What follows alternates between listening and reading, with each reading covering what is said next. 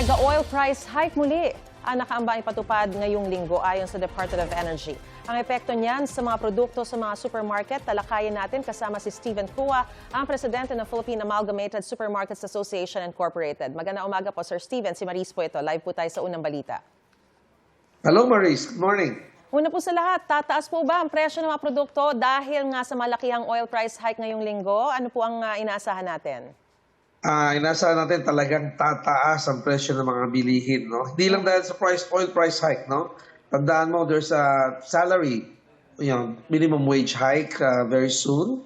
And then electric costs, no, are going to go up also, no? And then dollar exchange rate, no? So for the imported raw materials, so for sure, tataas ang presyo ng mga bilihin. Ano-ano po specifically yung mga produkto ang posibleng maapektuhan ng taas presyo at kailan ito posibleng maramdaman? Agad-agad po ba?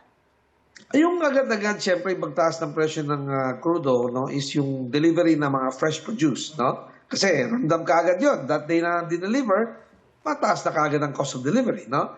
Pero for the other processed and manufactured food items, probably a few weeks now from now, no? Kasi kailangan gumalaw yan dahil otherwise, hindi magsa-survive ang lalo yung mga small and medium-sized enterprise.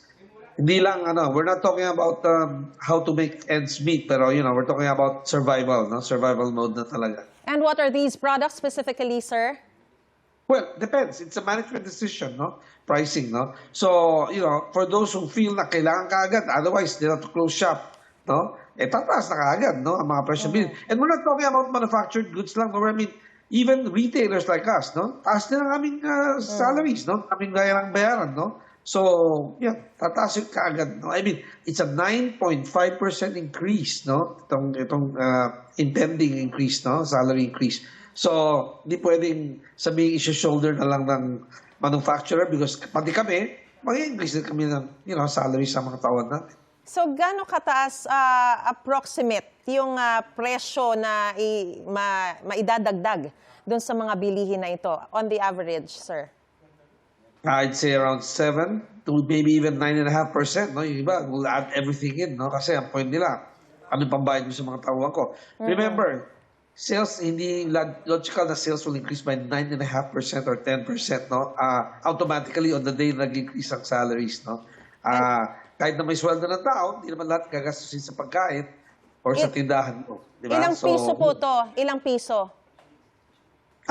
Depende sa item, no?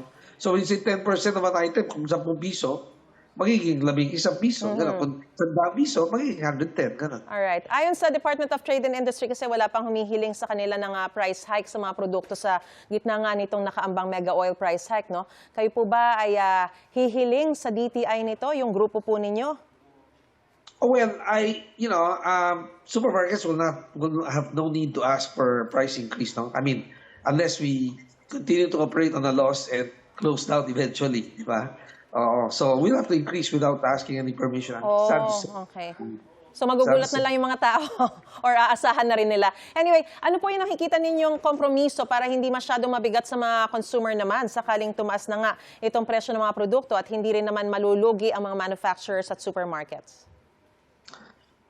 Wala na. I think it's already done. No? I mean, it's a done deal, no? Na talagang kailangan magtaas na ng salaries. So, for sure, kasi last year lang, increase in salaries was, really a pinch, no? Napaka-sakit na for medium to small-sized industries, no?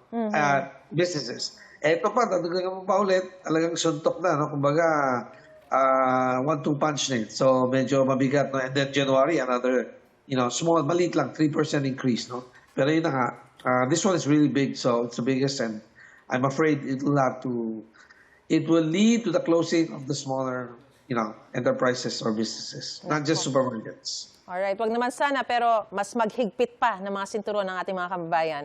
Maraming salamat po, Steven Cua, Presidente ng Philippine Amalgamated Supermarkets Association Incorporated. Magandang umaga po sa inyo. A great day to you too, Maris.